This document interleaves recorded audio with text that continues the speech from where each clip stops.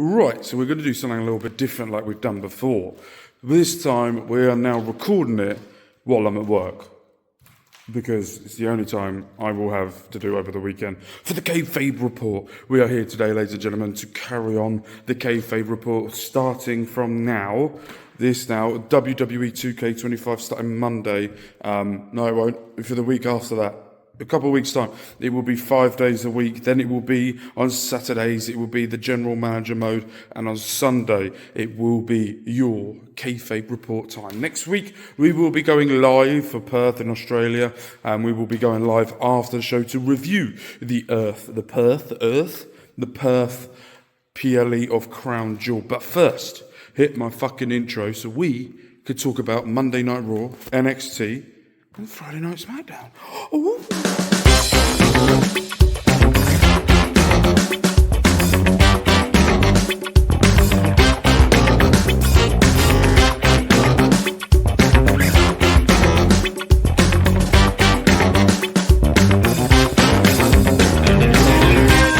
Monday Night Raw had a lot going on and a lot of things that we don't need to discuss, but the main topics of discussion is we officially know that it will be Stephanie Vaquer versus Tiffany Stratton, and on Friday Night SmackDown they will be doing their contract signing for that. We also know that at Crown Jewel Australia we will be seeing it will be Io Sky and Rhea Ripley versus Asuka and Kairi Sane. Match that is unpredictable. Io could turn her back on Rhea to go with Kairi and Asuka. She could help against the Kabuki Warriors. Kairi could turn her back on Asuka. This match has so many fucking layers on it that I've got to do a prediction show at some point next week. I've got to try and find a way of predicting exactly what's going to happen in Perth, Australia. Easier said than done. We also know that your one, your only Tribal Chief is back. He will be going, presumably, probably to Crown Jewel. We're not really sure if he's going to Crown Jewel yet or not. But there's a little dynamic that I want to discuss. But before we get into that dynamic, it's also been announced as well that John Cena will be going one-on-one against AJ Styles. This match is a match that has been going around on social media when actually it was already done behind the scenes and it was already signed off. So AJ Styles will be going one-on-one against John Cena in Perth, Australia, where we're most probably going to see Lesnar, who's most probably going to attack John Cena after the match, which will then lead to the final ever John Cena match, which will be John Cena versus Brock Lesnar at Saturday night's main event, where we're going to be seeing John Cena finally overcome that beast incarnate that he hasn't been able to do before. We will also be seeing Jey Uso and Jimmy Uso going up against the Bron-Brons of Bronson Reed and Bron Breakker. Now, there's a little bit of a dynamic shift that's going on inside of WWE right now, where you can tell that Jey Uso does not know who he is. He wants to be Tribal Chief. He wants to be the next in line to be it. He wants to be WWE World Champion. But he also has his brother next to him who's trying to pull him back from the obscured reality that Roman Reigns thinks you have to be if you are Tribal Chief. You have to not like anyone. You have to smash everyone. You have to go through. Now, what I will say is, yes, it works. But only for Roman Reigns. I don't see this working anywhere else apart from Roman Reigns. I think there has got to be a point, there will be a point where we will be seeing Jey Uso versus Roman Reigns for the Ula Fala. But I think before we get to that point, and I think we're going to see it, I think Roman Reigns is going to manipulate Jey Uso more to make sure that when Roman Reigns does hand over or lose the Ula Fala to Jey Uso, that Jey Uso has this aura about him that he is going to be world champion and he is going to dominate. And I think at this precise moment, Jey Uso is nearly there. He has to get a few more of the moves down. He has to get a little bit of the believability to him for that to happen. But at this precise moment, it's getting closer. And with Roman Reigns returning and most probably setting up something for after Crown Jewel. I don't even know what's after Crown Jewel. For after Crown Jewel, a Survivor Series. It will probably be Roman Reigns, Jimmy and Jey versus Bronze. CM Punk will be there. Brock Lesnar will probably be there. It'll be a whole cluster.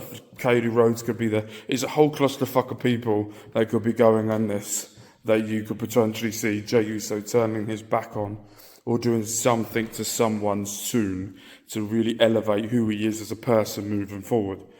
And I do want to say this as well. I think the storyline that they've been portraying, where it has been stale at times and it has been predictable, but it also seems like there is a point of, oh God, here we go again, and oh fuck me, okay, that's what Triple H likes to go for. Where you go, oh, not again, not them beating him down again. To oh shit, Roman Reigns is here. You know, that type of thing where you sort of get that little added shock factor because you're like, oh. But that is also, you need to improve the booking on that point.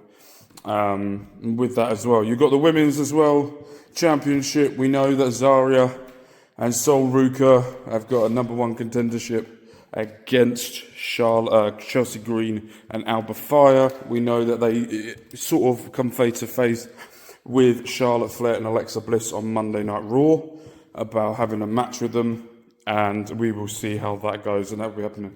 So, next up, we have NXT. I haven't actually finished watching NXT at this point. It's been a fucking busy week, sons, daughters, women's, children, everyone else.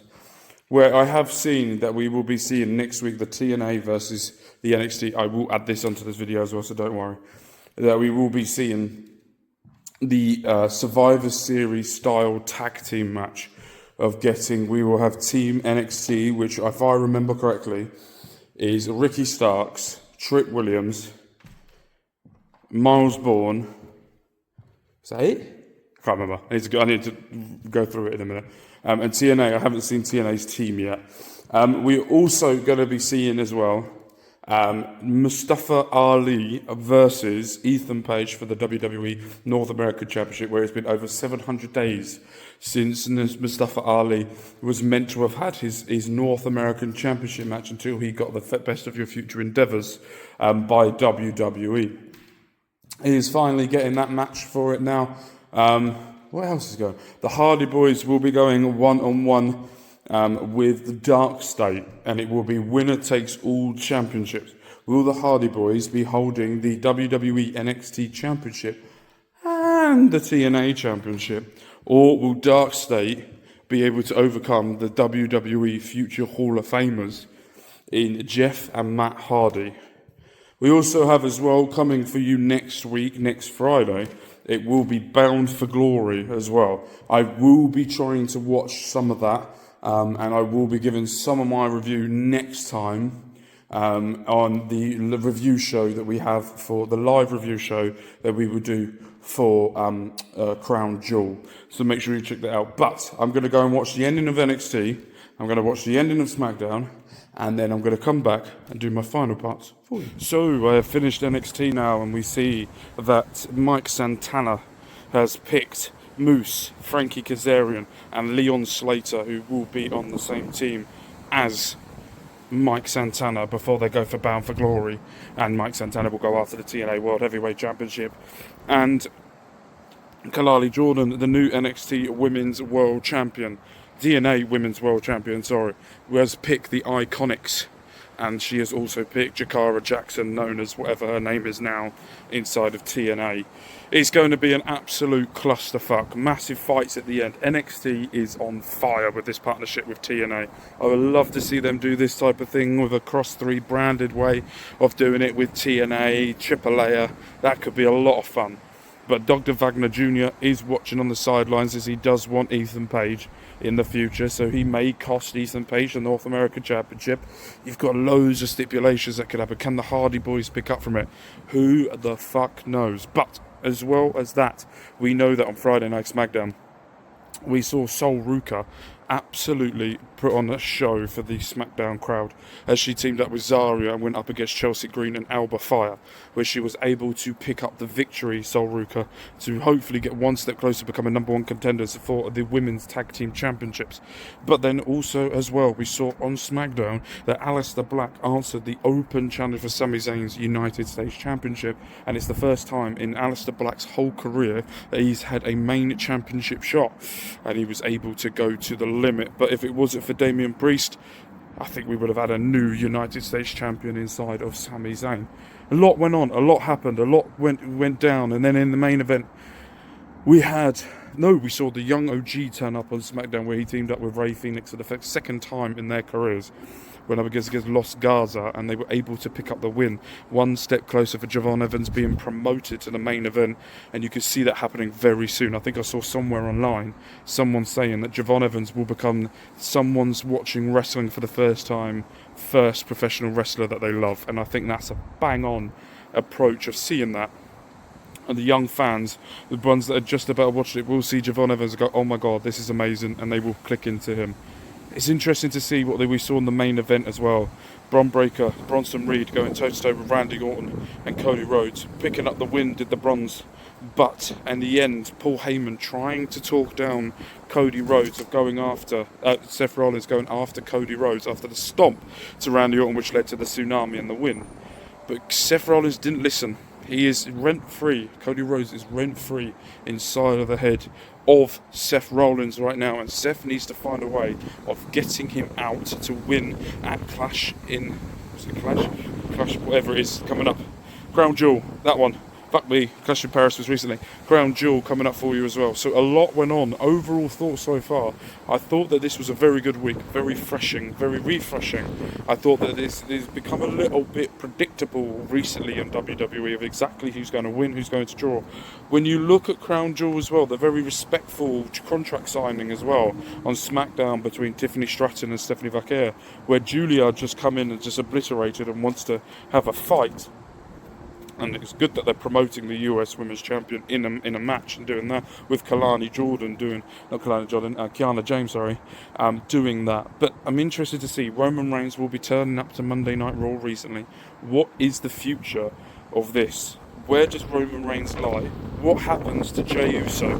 How are they going to push this narrative that Jey Uso needs that killer instinct? How is Jimmy going to try and stifle it? Solo Sikoa saying he's missing someone or something from the MFTs. Who is going to be that? There's a lot going on. And Penta is around destroying necks of the New Day and Grayson Waller as well. I'm very, very excited and interested to see how this all plays out next week. Thank you guys ever so much for watching. This has been Mark Talks Wrestling. We will be back next Sunday for another Kayfabe Report, next Saturday, where we're going to be doing a live review show, and also check out during the week as well, where we will be doing a prediction show, where I'll be going through all the matches when I'm able to film it and give my predictions for that, and then when we get to the live show, we will then be able to go through to see how many got right and how many got wrong. But we will see you guys then. With love, with care, Manners and Mark. You guys have been amazing.